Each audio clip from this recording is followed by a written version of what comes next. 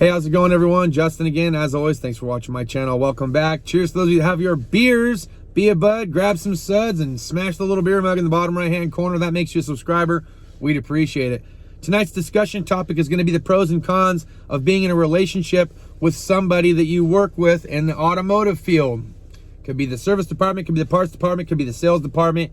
But let's just talk about it because I think this is a good topic for a handful of people out there that are probably in this position now. You guys can go ahead and weigh in with your comments down below if you'd like and create a chat about it. So I have my idea of the pros and cons of being in a relationship with somebody that I worked with within the service department. They're no longer in the service department anymore, but at once upon a time ago, I had the privilege of being able to work with the person that I'm in a relationship with. The pros to it were pretty awesome. I'm not going to lie. The pros to it was that at the end of the day, when we got done working, we could talk about various things about whether it was certain people, certain customers, certain vehicles, certain obstacles that we had, be it parts hold or customer hold, things like that. And so the little tiny times that we had frustrations with various aspects at work, it was really cool to come home and just kind of vent about those frustrations that we had throughout the workday. And during the most exciting parts, so like maybe we were excited about how that pay period went and if we got into the commission part. So that was exciting because it was like, hey, we totally hit the commission. It was so freaking great. I didn't expect it. And then wham, bam. And we're like, wow, that was pretty cool. And we were both able to like feed off of that and feed off each other. And then we were able to go do something fun with like the family. Like we took the kids to the Laker game. We both went in on it. We both took the kids there. It was an awesome time. So it was really awesome. There was lots of things to like about it. It was nice to be able to see her on the day-to-day, as it was nice for her to see me on the day-to-day. You know, you get that little glance or that half-cocked smile like, hey, how's it going? You know, it's kind of, of course, always kept it professional, you know. That's one thing. Okay, now we're going to talk about, it's a professional environment, okay? Professional environment, meaning you can't just be holding hands and kissing and spending all your time up there. That's not what you're there for. You're there to work. You're there to produce. You're there to make money. As they're there to work, they're there to produce. They're there to make money. So there was some give and take. But one of the other pro aspects of being in a relationship with somebody that I worked with is that our lunch schedules were around the same exact time. So we could take lunch together. We could go sit down for 1 hour and just be like, how's your day going?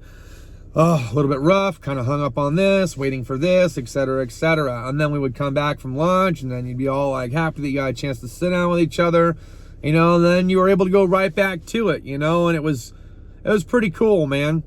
You know, one of the other pros too is that you're both working and growing together in the dealership life, or maybe you're at maybe you're in a lube shop and you're seeing somebody that you work with, you know. Because it doesn't always have to be the same situation I am. You could be somebody in sales. I knew people that were in relationships from the service department with people that were in the HR department, you know what I mean? And then obviously I've known a handful of owners that were married, okay? So we had two owners that were working together that were married. And they were walking around in a professional, you know, obviously atmosphere and environment. And, you know, they weren't doing outside of the professional stuff, right? So they weren't like hugging and kissing and walking around and all that. They'd walk around together sometimes talking about business stuff, talking about cars, things like that. So I think there's a lot of pros to being in a relationship with somebody that you work with. Like I said, you're able to vent to them, you're able to share things with them, you're able to go to lunch and stuff, and then you're able to grow together in the profession. And I think had she had more training in what it was that she was doing for the dealership, I think she would have stuck with it long term. But it's a very stressful profession. It's a very stressful environment. Working in this industry is very stressful. Dealing with customers is very stressful. And now we're in the cons of being in a relationship with somebody that you work with in the automotive field. Some of the cons is that I wasn't working on the same exact part of the service department that she was. So I really didn't have much advice to give her for what it was that she was going through. There was no way for me to help her. And obviously being a mechanic and wanting to fix things and fix the issue, there was no way for me to fix the things or the issues that she was having. She needed more training in what it was that she didn't know yet. She was learning it, and she got kind of tossed into the mix. It just didn't pan out for her long term. I think that she may come back to it. I really do. Right now, she's taking a little break. I told her maybe not be a bad idea to start off at like a lube shop for a little while to kind of get your feet wet, because she really didn't get a chance to. It was more like she just kind of dove right in head first, and it lasted for as long as it was going to last.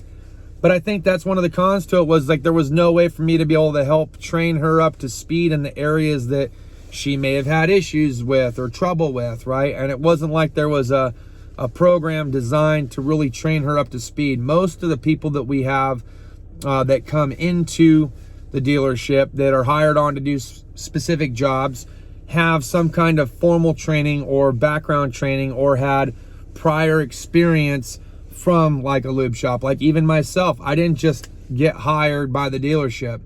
The first shop that I got approved to work with was a lube tire shop. And after a couple years and a college degree, then I had dealerships that were interested in investing their money in me because I had that education.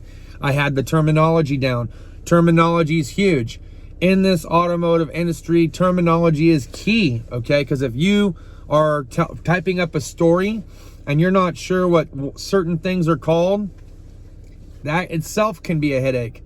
Maybe you have to ask like the tech, like what does that mean? What are you looking for? Maybe the tech doesn't know how to look for it. Maybe there's a miscommunication with the parts department and it's stuck with the writer trying to figure it out, and they're not.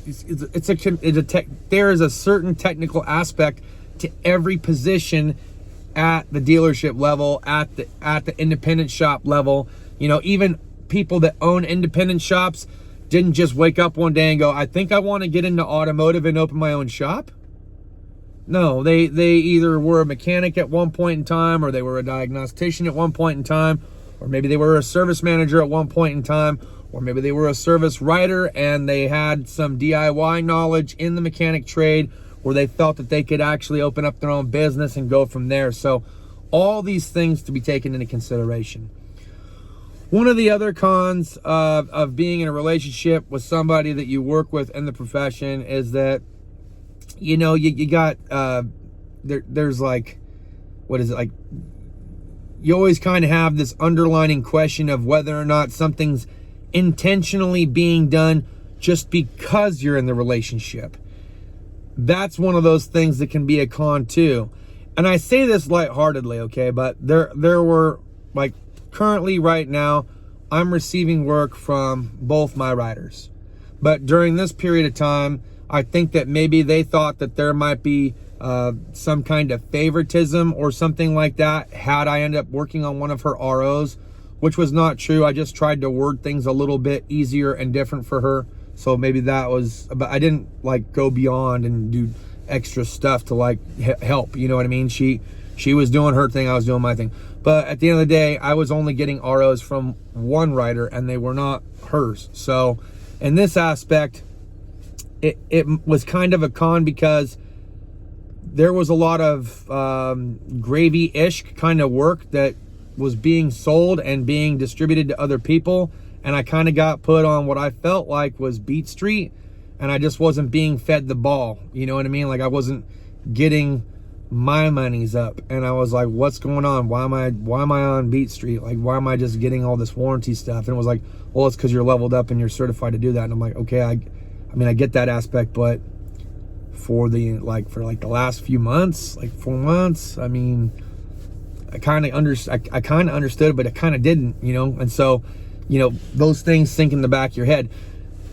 Obviously, she's not there anymore, so it's not a big deal, and I'm getting ROs from both sides now. So it's like, for me, I'm able to use that as a prime example because I never saw her ROs. Not really, maybe one random, and that's just because we were overbooked. But intentionally, I just never got fed any of her work. So there really was nothing I could do to help out and everything. So I guess those would be the cons to being in a shared relationship, working within the same dealership or even service department. So I don't know. You guys can weigh in with your thoughts and opinions down in the comments.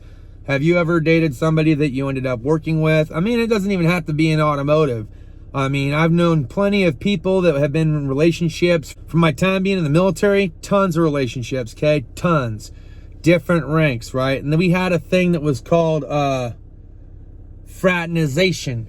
You couldn't fraternize. Though fraternization took place, though dating took place, though people got married later on when they changed units and stuff like that. But a lot of these relationships that I saw in the military, it didn't really affect the unit's morale. I mean, they always said that fraternization could affect the unit's morale, and it never did. We just never really bothered with it. So sometimes when I hear people of leadership saying their biggest fear is that, like, you know, they're in a relationship, these things never really pan out.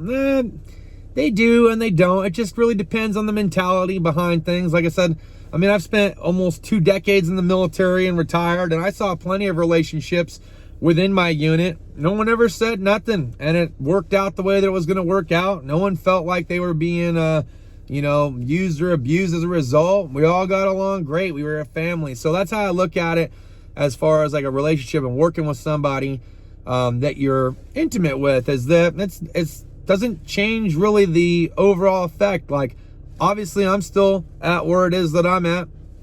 Didn't really have an effect on me. I'm making my money. I'm taking care of my family. That's what I got to do. I have a plan, okay? My plan is to take care of my kids, to pay off some debt, maybe one day be able to be lucky and fortunate enough to have a decent enough credit score to hopefully buy a home to move into. But all these things can happen over time. You have to have the right mentality. You have to have the right mindset behind it, okay? It's called being an adult. It's called being mature, making mature, sound decisions. So I don't let the failed employership of my relationship affect my employership with who it is that I'm working for, okay? I'm still very happy working with all the peoples that I work with. I'm still very happy with the direction that my career is going as of right now. What more could I ask for? So I was fortunate enough to share these moments with the person that I'm with, and we still share stories today. So even after the fact, we're like, hey, remember that one time with the things that happened, and then I can come home still. That's another part. I'm still coming home like, oh, how was your day? Like, oh, rough, parts hold, this, that. She's like, oh, I totally get it. Because she does. So it's cool. It's cool. For me, I think it's cool. But you guys let me know what you think down in the comment. I got to get my kiddos, and then we got basketball. So we'll see you guys next time. Cheers and deuces.